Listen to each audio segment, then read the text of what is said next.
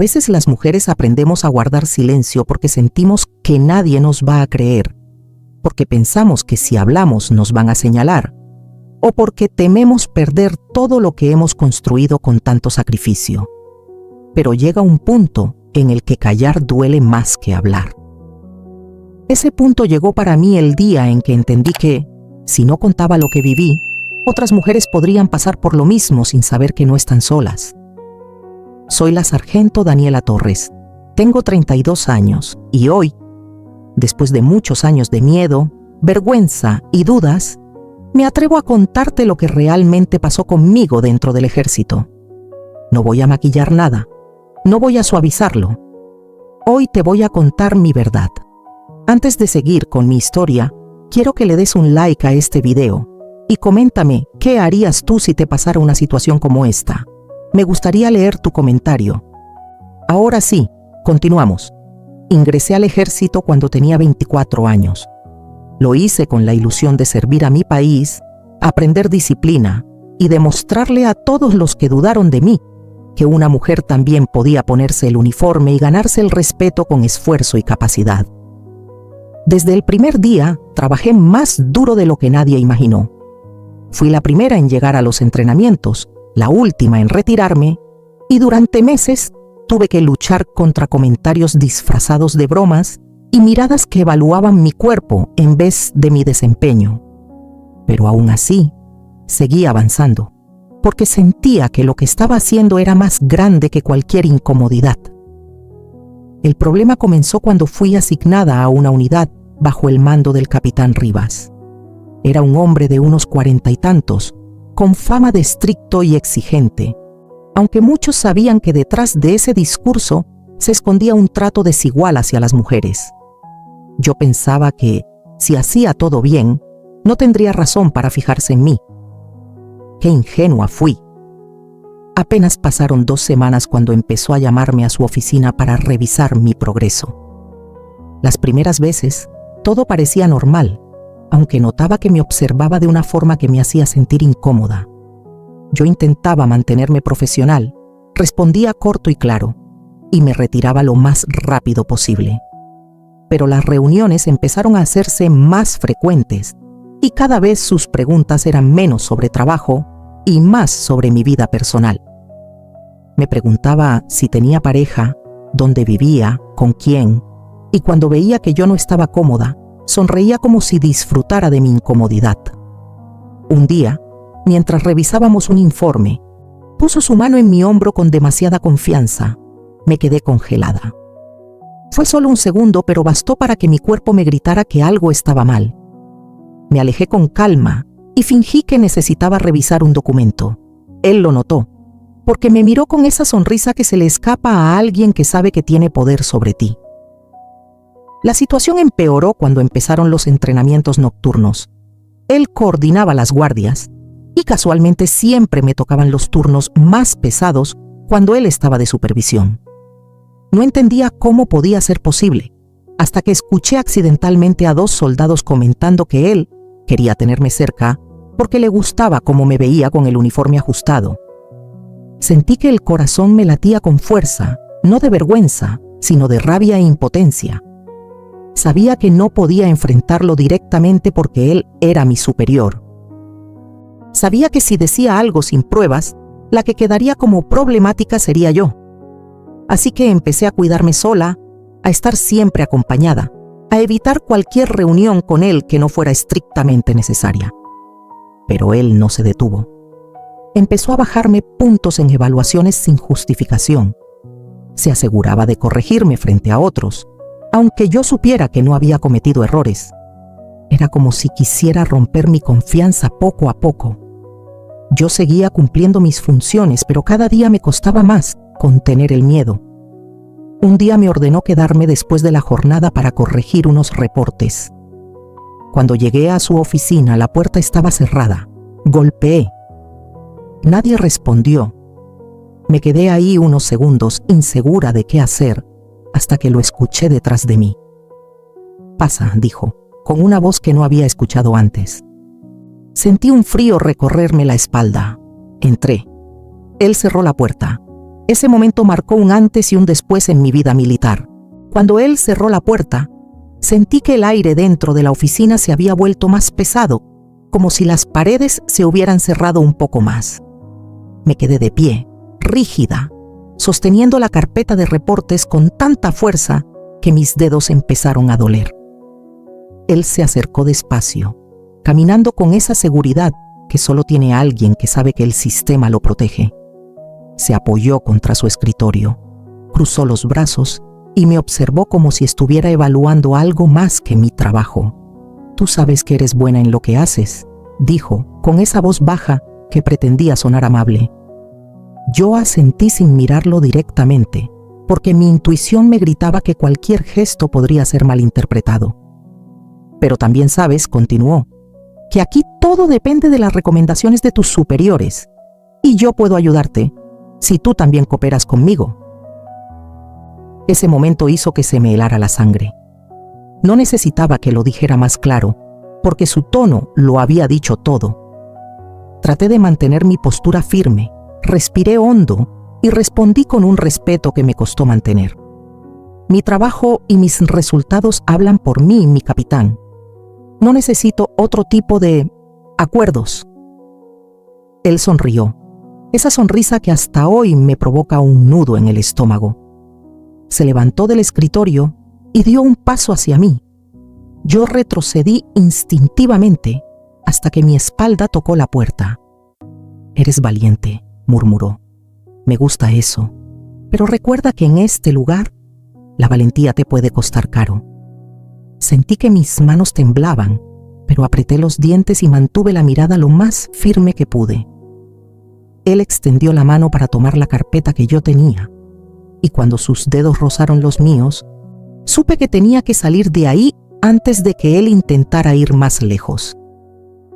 Apenas soltó el documento, me giré y abrí la puerta. «Con permiso», dije sin mirarlo. No esperé respuesta.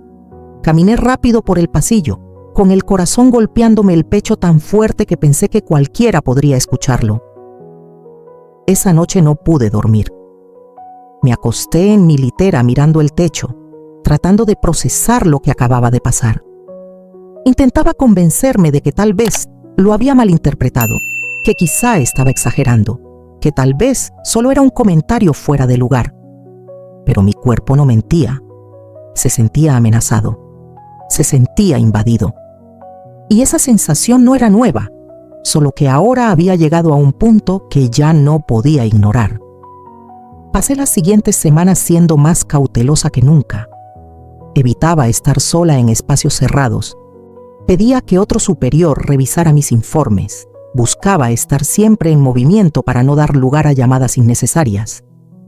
Pero él siempre encontraba la forma de recordarme que no podía escapar. Un día, en plena formación, me llamó por mi apellido con un tono extraño, como si estuviera disfrutando anticipar algo. Me pidió que me quedara después para revisar mi desempeño físico. «Has bajado tu velocidad en carrera», dijo en voz alta delante de todos. Aunque eso era mentira. Yo sabía que mi tiempo estaba mejor que antes, lo había comprobado. Mis compañeros intercambiaron miradas incómodas, algunos hasta bajaron la vista. Sabían que algo no estaba bien, pero nadie quería involucrarse. Cuando terminó la formación, me dirigí a la pista sin protestar.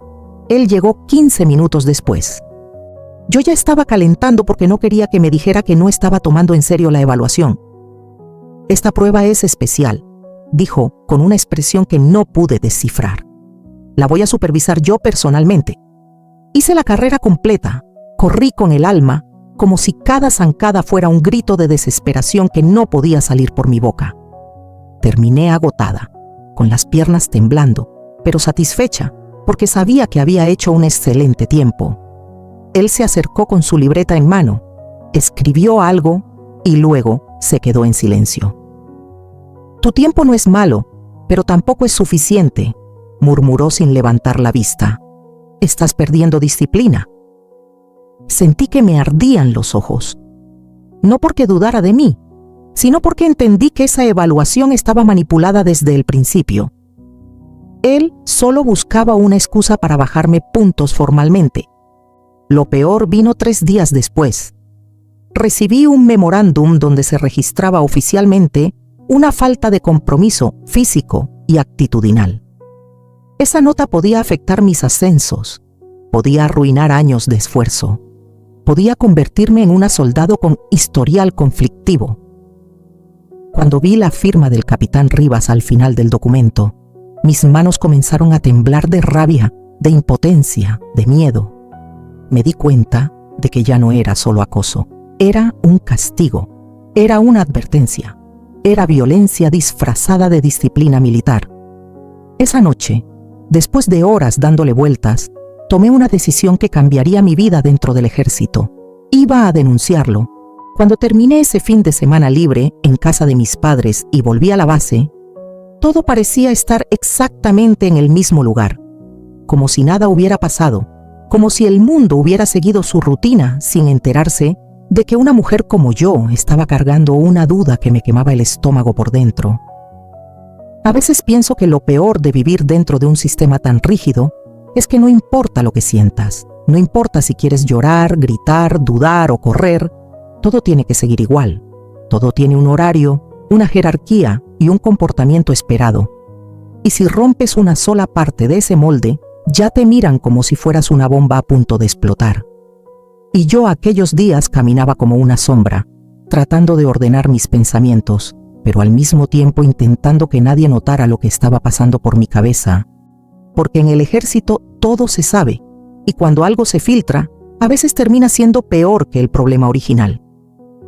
Recuerdo que la primera persona que me cruzó al llegar fue la cabo Ramírez, una mujer directa, fuerte, de esas que siempre tienen algo que decir y que rara vez se callan lo que piensan. Me miró con los ojos entrecerrados como si estuviera escaneando mi alma y me soltó un comentario que todavía me retumba. «¿Te ves rara, Mendoza? ¿Todo bien en casa?» Y yo no sé cómo, pero logré sonreír como si nada y le dije que sí, que solo estaba cansada por el viaje. Ella no insistió, pero su mirada quedó clavada en mí unos segundos más de lo normal, como si supiera que yo estaba ocultando algo. Y tal vez sí lo sabía, porque las mujeres sabemos leer gestos que el resto pasa por alto. Pero en ese momento no estaba lista para hablar. No estaba lista para contárselo a nadie, ni siquiera a mí misma, porque todavía buscaba 1000 excusas para justificar lo que había sentido, como si fuera mi cabeza exagerando, como si yo estuviera inventando un problema que no existía. Ese lunes comenzábamos una serie de entrenamientos de resistencia física mezclados con prácticas tácticas, y eran jornadas duras, de esas que te dejan los brazos temblando y la garganta ardiendo. Y, aún así, lo que más me cansaba no era el entrenamiento, sino la manera en la que el capitán Ayala volvía a mirarme, como si no hubiera pasado nada, como si aquellas miradas incómodas de la semana anterior jamás hubieran ocurrido. Eso me confundía aún más. ¿Por qué estaba tan tranquilo? ¿Por qué actuaba como si fuera yo la que estaba imaginando todo? Pero al mismo tiempo había pequeños gestos que se repetían, cosas que parecían insignificantes para cualquiera, pero para mí eran señales claras de que algo no estaba bien. Por ejemplo, cada vez que daba una instrucción a mi sección, él se colocaba demasiado cerca de mí, casi rozando mi hombro. Y yo no decía nada, porque sabía que si me movía, si me alejaba, si mostraba incomodidad, alguien lo iba a notar. Y yo no quería llamar la atención de nadie, especialmente no ahí, donde cada rumor podía convertirse en una bola de nieve imposible de detener. Ese día, después de las prácticas de tiro, estábamos limpiando el equipo cuando él se acercó y me dijo en voz baja que quería verme en su oficina más tarde. Esa frase, pronunciada con ese tono suave y casi calculado, me dejó paralizada. Sentí un escalofrío recorrerme la espalda, pero no tuve opción de negarme. Simplemente respondí, «Sí, mi capitán», y seguí limpiando el rifle como si nada. Pero por dentro todo se me revolvía. Mis manos sudaban, mi respiración se agitaba, y cada segundo que pasaba se sentía como una eternidad. Intenté convencerme de que solo quería hablar de mi desempeño, de mi futura evaluación o de algún papeleo pendiente. Pero mi intuición me decía otra cosa, algo más oscuro, algo que no quería aceptar. Cuando llegó la hora, caminé hacia su oficina con el corazón queriéndome saltar del pecho. Toqué la puerta con la mano temblorosa y él respondió que pasara. Lo primero que noté fue que había cerrado la cortina de la ventana, algo que nunca hacía. Eso ya me puso en alerta. Me pidió que me sentara, pero elegí quedarme de pie, y él se dio cuenta. Me miró con una sonrisa que no era amable, sino una sonrisa que escondía algo detrás. Y ahí, en ese instante, por primera vez sentí miedo real. Miedo del que te paraliza y te hace preguntarte si deberías haber venido. Miedo del que te hace sentir pequeña, incluso cuando sabes que has trabajado duro para llegar donde estás. Mientras hablaba, algo dentro de mí repetía una frase que desde entonces nunca he podido olvidar. Esto no está bien. Algo malo está por pasar. Y aunque yo todavía no sabía lo grave que sería, ese fue el día en que todo comenzó a salirse de control. Cuando el capitán Ayala terminó aquella primera frase que apenas entendí, porque mi mente estaba ocupada tratando de calcular modos de salir de esa oficina sin levantar sospechas, me di cuenta de que algo en su mirada había cambiado. Ya no era la expresión seria que usaba frente a la tropa, ni ese gesto rígido que había mantenido durante el entrenamiento. Era una mirada distinta, casi evaluadora, como si estuviera midiendo mi reacción, como si necesitara confirmar que yo seguía siendo la misma subteniente disciplinada que jamás le había dado problemas. Y por un instante pensé que quizá solo quería hablar conmigo de un asunto administrativo, pero muy dentro de mí sabía que no era así, porque su postura no era profesional, porque su tono no era el tono que un superior usa con su gente, porque la forma en la que cerró la puerta y bajó la cortina hablaba más fuerte que cualquier palabra. Lo escuchaba decir que había observado mi desempeño, que yo tenía potencial para ascender rápido, que a diferencia de otros soldados, él sí veía en mí un futuro prometedor. Y aunque esas palabras, en cualquier otro contexto, podrían haber sido un halago, ahí, en esa oficina con la luz tenue y ese silencio incómodo, sonaban más como un anzuelo. Yo asentía con la cabeza, sin decir mucho, manteniendo las manos detrás de mi espalda para que no notara el temblor. Quería terminar la conversación, salir de ahí cuanto antes, sentir el aire libre de nuevo. Pero él no hacía más que estirar el momento, hablar de cosas que no tenían sentido, mencionar oportunidades, cursos, posibles misiones futuras, como si estuviera envolviendo algo más grande dentro de un discurso aparentemente normal. Y entonces, sin ningún aviso, se levantó de su silla y caminó lentamente hacia mí. Mi cuerpo entero se tensó. Instintivamente di un paso hacia atrás, pero él lo notó y sonrió, una sonrisa tan fuera de lugar que me revolvió el estómago. Me dijo que no me preocupara, que solo quería aclarar un par de detalles, pero su proximidad no tenía nada que ver con aclaraciones. Yo podía sentir el calor de su respiración, podía percibir esa sensación de peligro que te eriza la piel antes incluso de entender lo que está pasando.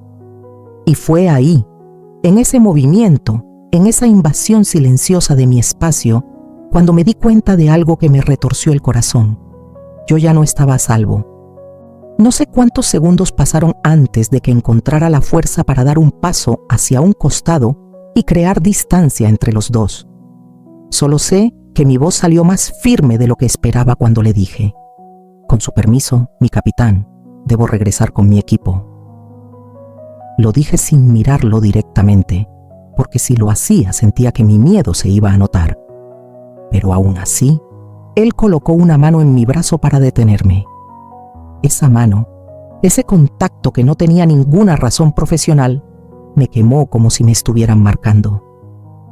Fue un agarre suave, aparentemente inocente, pero lleno de una intención que no necesitaba explicarse. Yo respiré hondo, sostuve el aire unos segundos y me solté despacio, sin brusquedad, manteniendo la compostura militar que tanto esfuerzo me había costado construir. Y cuando él vio que yo no reaccioné como esperaba, su sonrisa desapareció por completo. Me dejó salir sin decir nada más, pero su mirada me siguió hasta que crucé la puerta. Y es difícil explicar lo que se siente cuando sabes que esa mirada lleva un mensaje que nadie más escucha. Caminé tan rápido como pude hacia los dormitorios, tratando de mantener la cabeza alta, pero en cuanto estuve sola en el pasillo, mis piernas comenzaron a temblar. Me apoyé en la pared, cerré los ojos y respiré profundo. No lloré, aunque quise hacerlo. No grité, aunque mi cuerpo me pedía hacerlo. Lo único que pude pensar fue, esto apenas comienza, y no sé cómo voy a detenerlo. Esa noche no dormí. Cada sonido que venía del pasillo me hacía sentarme en la cama. Cada sombra en la ventana me hacía sentir que alguien estaba vigilándome. Pensé en hablar con alguien, con la Cabo Ramírez quizá, pero recordé historias, comentarios, advertencias, casos de otras mujeres que terminaron siendo castigadas o transferidas por denunciar a un superior. Historias que nadie decía abiertamente, pero que todas conocíamos de una manera u otra. Historias donde la víctima terminaba perdiendo más que el agresor. Y en medio de ese silencio, mientras escuchaba la respiración lenta de mis compañeras dormidas, supe que tenía dos opciones: callar o pelear. Y aunque todavía no sabía cómo, en ese momento dentro de mí nació algo que él jamás imaginó que despertaría: la decisión de no dejarme destruir. Al día siguiente, desperté con los ojos hinchados, aunque no había derramado ni una lágrima. Era raro, porque por dentro sentía un torbellino, pero por fuera me veía igual que siempre. Me paré frente al espejo del baño común y mientras me ajustaba el cabello en un moño apretado, traté de convencerme de que todo lo que había pasado la noche anterior podía manejarlo, que quizá estaba exagerando, que tal vez había interpretado mal sus intenciones, que tal vez mi mente estaba cansada después de tantos días de entrenamiento. Pero en cuanto recordé la sensación de su mano en mi brazo, la distancia rota, su respiración tan cerca de mi oreja, sentí nuevamente ese nudo en el pecho. Era imposible ignorarlo. Algo se había quebrado, algo que ninguna disciplina militar podía reparar. Salí al patio en formación y me comporté como si nada hubiera ocurrido, aunque cada vez que veía al capitán Ayala a lo lejos, mi cuerpo se ponía rígido. Me sorprendió lo rápido que él retomó su papel de autoridad, dando órdenes y corrigiendo posturas como si lo de la oficina jamás hubiera sucedido, como si no hubiera cruzado una línea que jamás debió cruzar. Esa serenidad suya me inquietaba aún más, porque me hacía pensar que él estaba completamente seguro de que yo no diría nada, que podía actuar como siempre sin miedo a consecuencias, porque en su mente él seguía siendo el intocable y yo solo una subteniente más que debía obedecer. Esa dinámica silenciosa me enfurecía, aunque en ese momento la rabia todavía era pequeña, todavía estaba escondida debajo del miedo. Pasaron 2 días sin que me llamara a su oficina. 2 días en los que hice todo lo posible por mantener distancia física, evitando pasar cerca, evitando cualquier motivo para que me hablara directamente. Pensé que quizá había cambiado de idea, que quizá solo había sido un impulso momentáneo que ya no repetiría. Quise creerlo, necesitaba creerlo, pero todo se vino abajo la noche en que nos tocó guardia. Yo estaba revisando el equipo de comunicaciones cuando escuché sus pasos acercarse. No eran pasos apresurados ni enojados, eran pasos lentos, medidos, con ese sonido que uno reconoce después de convivir tanto tiempo en el mismo lugar. Y apenas escuché su voz detrás de mí, mi espalda se tensó como si me hubieran dado una orden de alto. «Subteniente Romero», dijo, con ese tono suave que no usaba con nadie más. «¿Puedo hablar con usted un momento?» Me paralicé unos segundos, sosteniendo el casco que estaba revisando. No sabía si fingir que no lo oí o responder, pero sabía que si no contestaba, iba a empeorar las cosas. Así que me giré lentamente y asentí. Él sonrió apenas, y eso fue suficiente para que todo el aire se me escapara del cuerpo.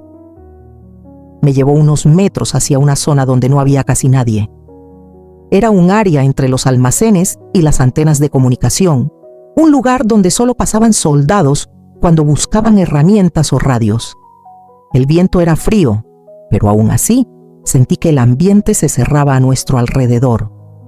He notado que últimamente está distante, dijo, cruzándose de brazos como si fuera el inocente de esta historia. ¿Todo bien, subteniente?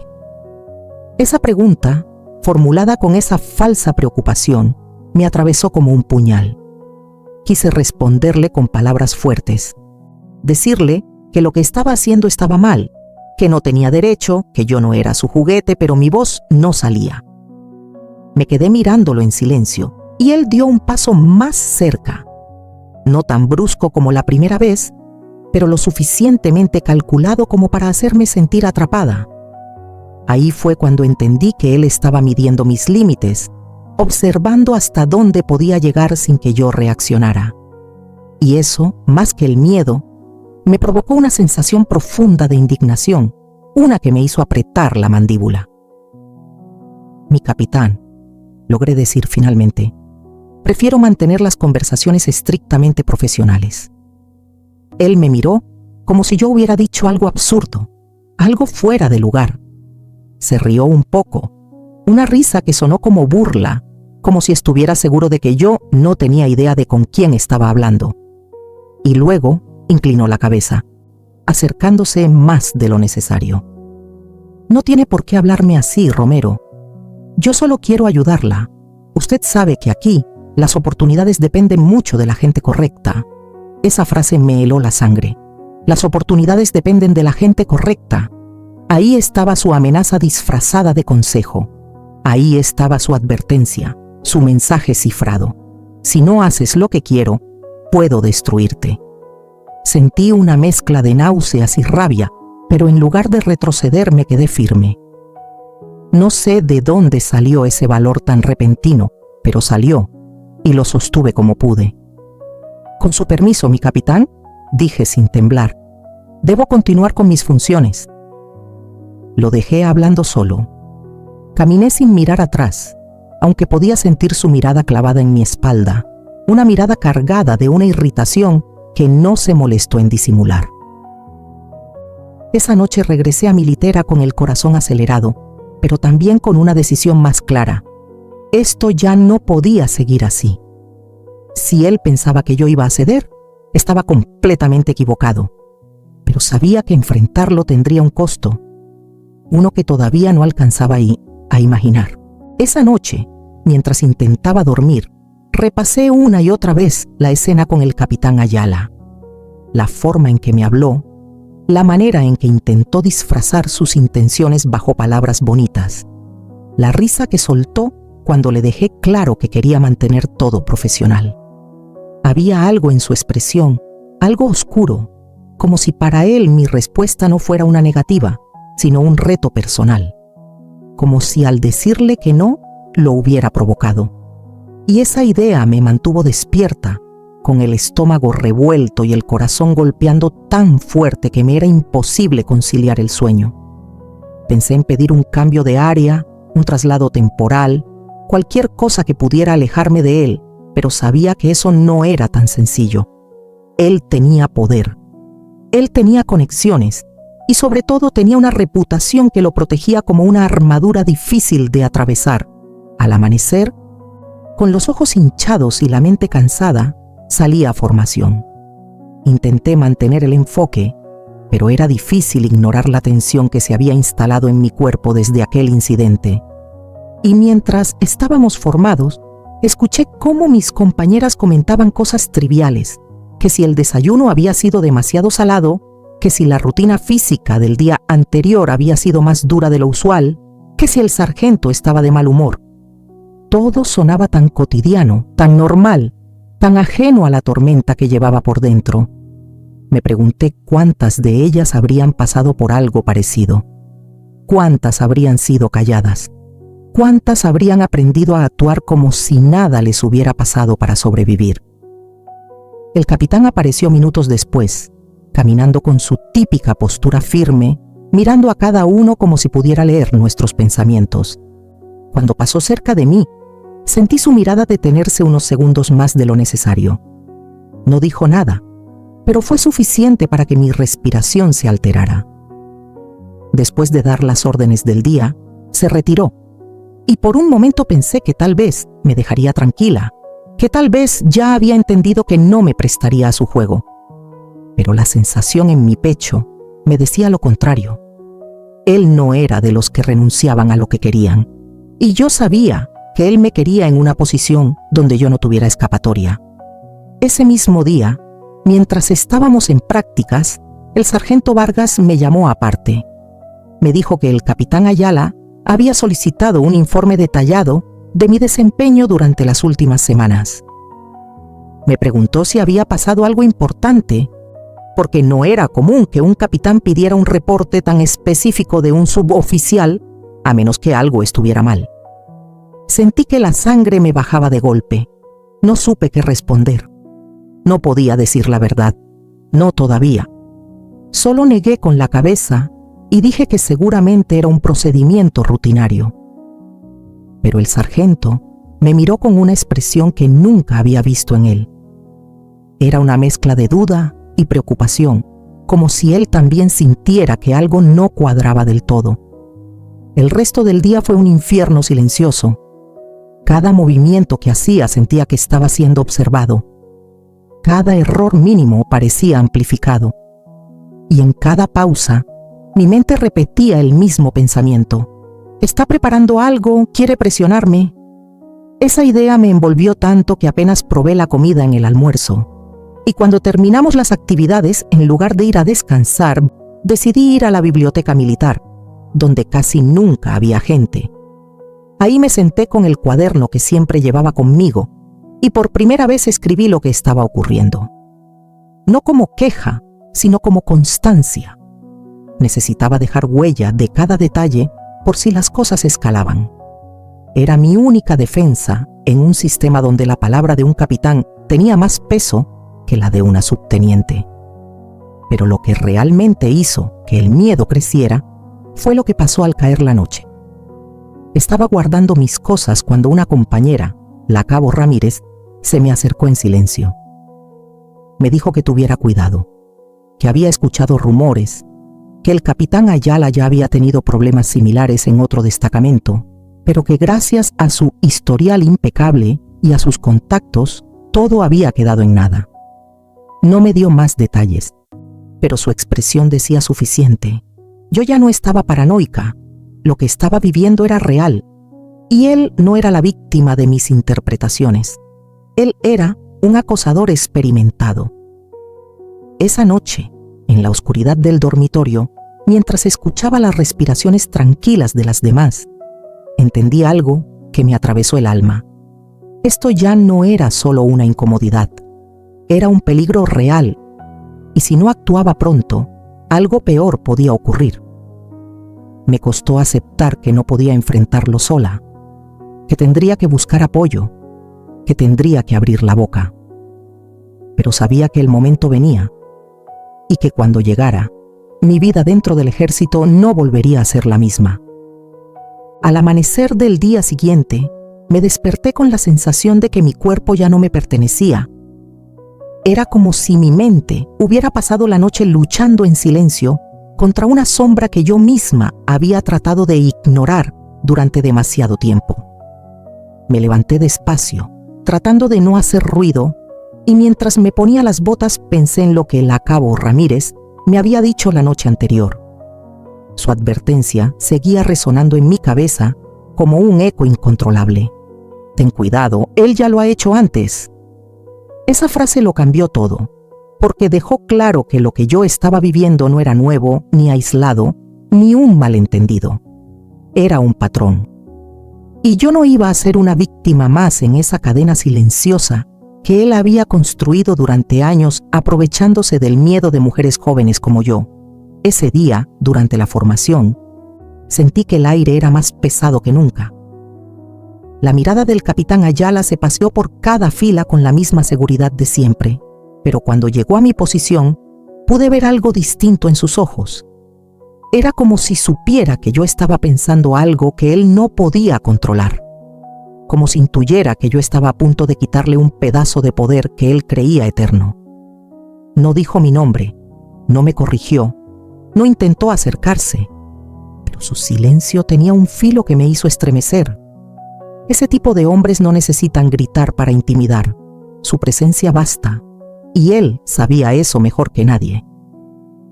Cuando terminó la formación, me dirigí al área administrativa con una decisión firme en mis pasos, aunque por dentro temblaba. Había pasado la madrugada pensando en qué hacer, en cómo hacerlo, en si valía la pena arriesgar mi carrera, mi tranquilidad, mi reputación. Pero cada vez que dudaba, me repetía que si yo callaba, él seguiría haciéndole lo mismo a otra, y esa idea me quemaba el pecho con una fuerza que ya no podía ignorar. Entré a la oficina del teniente coronel Medina, uno de los oficiales más respetados y, según varios, uno de los pocos que realmente escuchaba a sus subordinados. Toqué la puerta. Él levantó la vista, y cuando me dijo que pasara, sentí que mis piernas estaban a punto de fallarme. Me pidió que me sentara. Le dije que necesitaba hablar con él sobre algo urgente. Él frunció el ceño y cerró la carpeta que estaba revisando. Me miró con toda la atención que yo necesitaba en ese momento. Algo en su expresión me dio un poco de fuerza, como si pudiera leer que yo estaba a punto de romperme. Respiré hondo, y por primera vez desde que todo empezó, pronuncié la verdad en voz alta. Le conté lo ocurrido en la oficina, las insinuaciones, la manipulación disfrazada de consejos, el intento de tocarme sin permiso, las amenazas veladas sobre oportunidades que dependían de él. Cada palabra me costó, porque con cada frase me daba cuenta de lo que implicaba acusar a alguien con su rango, pero aún así seguí. No me detuve. Lo dije todo. El teniente coronel no me interrumpió, no me cuestionó, no me hizo sentir que estaba exagerando. Solo me escuchó, y cuando terminé, pude ver que su rostro había cambiado. No era sorpresa lo que mostraba, era una mezcla de indignación y preocupación, como si acabara de confirmar algo que ya sospechaba, pero no había logrado comprobar. Me preguntó si tenía pruebas. Le dije que tenía anotaciones detalladas, fechas, horas, todo lo que había ocurrido. Me pidió que se las mostrara, y cuando se las entregué asintió lentamente, como quien empieza a armar un rompecabezas que llevaba mucho tiempo incompleto. A partir de ese momento, las cosas se movieron más rápido de lo que imaginé. Me dijo que no volviera a estar sola en ninguna área donde pudiera cruzarme con el capitán. Me dio instrucciones claras sobre cómo proceder, y antes de dejar la oficina, me aseguró algo que me hizo contener las lágrimas. No está sola en esto, subteniente. Yo me voy a encargar. Esa frase, en un ambiente donde tantas veces nos hacen sentir pequeñas e invisibles, fue como un salvavidas en medio de un mar helado. Pero esa sensación de alivio duró poco, porque no pasó ni media hora cuando el capitán Ayala pidió mi presencia en su oficina. No sé cómo se enteró tan rápido, pero lo supo. Y ese fue el momento en el que confirmé que esto no solo era peligroso, sino que ya había empezado la guerra. No fui. Le dije al sargento que transmitiera que estaba bajo instrucciones directas del mando. Y aunque mis manos temblaban, mantuve el rostro firme. Ese día entendí que al fin había dejado de ser su presa. La investigación comenzó oficialmente esa misma semana. Lo separaron temporalmente de sus funciones mientras avanzaba el procedimiento, y aunque él trató de intimidar, manipular y mover contactos, esta vez no le funcionó. No era la primera denuncia. Solo era la primera que tenía el valor suficiente para no retroceder. Y cuando eso salió a la luz, cuando otras compañeras finalmente hablaron, su máscara se rompió por completo. Fue la etapa más dura de mi vida, pero también la más liberadora. Porque descubrí que la fuerza no se demuestra solo en el campo, sino en la valentía de decir la verdad, incluso cuando tiembla la voz. Y si llegaste hasta aquí y me escuchaste, Gracias, de corazón. Gracias por acompañarme en esta historia que muchas callan por miedo. Nos vemos en el próximo video.